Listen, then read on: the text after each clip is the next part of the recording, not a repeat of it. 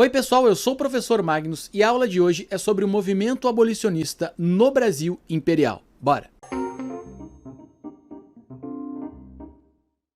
Tendo em vista que a questão servil, como denominada por Dom Pedro II, em sua fala do trono em 1865, foi elemento fulcral, importante, fundamental na formação da sociedade brasileira, julgue ser correto ou errado os próximos itens relativos à escravidão no Império Brasileiro. Vamos aos itens, bora! A despeito do longo histórico das pressões inglesas, o tráfico de escravos para o Brasil passou a ser tipificado como ilegal apenas em 1850, quando o contexto interno tornou-se favorável à adoção dessa tipificação. Falso, vamos analisar nos livros. Bora! Pesquisando na página 49 da coleção História do Brasil Nação, no volume 2, a gente encontra o seguinte: ilegal por força do dito tratado, desde março de 1830, o tratado em que a Inglaterra reconhece a independência do Brasil e o Brasil se compromete em abolir o tráfico negreiro. E ele segue: o tráfico foi proibido por lei aprovada no Parlamento Brasileiro em 7 de novembro de 1831.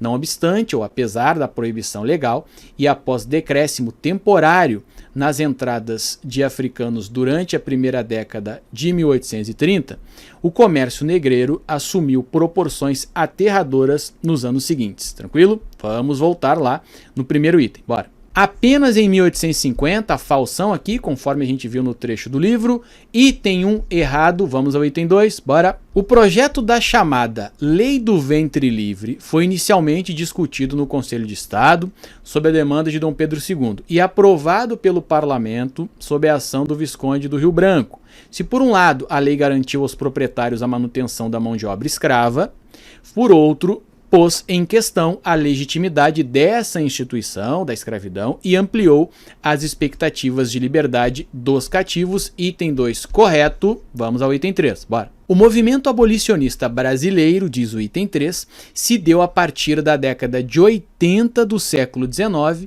e foi marcado pelo isolamento internacional, uma vez que o Brasil era o último país ocidental a manter a escravidão.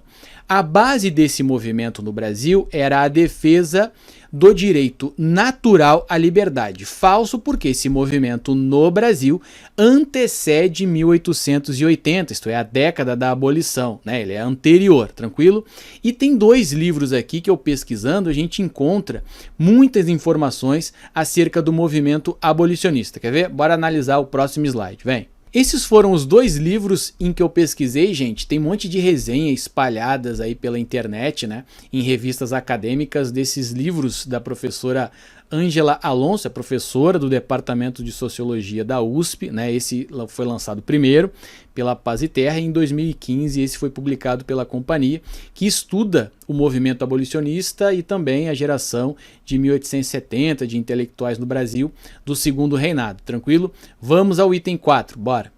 O fortalecimento das ideias racistas foi um dos desdobramentos da ação denominada Geração de 1870 e influenciou a condução dos debates acerca da escravidão em seus anos finais e principalmente sobre a eleição da imigração europeia como caminho preferencial para a formação de uma mão de obra assalariada pós-abolição. Item correto, vou colocar aqui, item procede, estudando aqueles dois livros que eu mencionei para vocês, em particular o primeiro livro, né, o Ideias em Movimento. Não só o racismo é abordado dentro desse grupo, né, dentro dessa geração de 1870, bem como o positivismo, liberalismo e tal, tranquilo? Item de número 4 correto, vamos olhar o gabarito oficial da prova, vem! Gabarito oficial, item E errado, a gente analisou aqui, né, cuidado com a armadilha apenas, né, a gente levou em consideração a legislação abolicionista antes de 1850, depois de 1850, inclusive nos auxiliando a responder o item 2, e o item 3 e o item 4 ligados a esse movimento abolicionista, o item 4 em particular sobre essa geração de 1870, o item 3 tentando colocar ali que foi só a partir de 1880, a década da escravidão, praticamente não foi, né? Então é isso aí, eu vou nessa, valeu pessoal, até mais.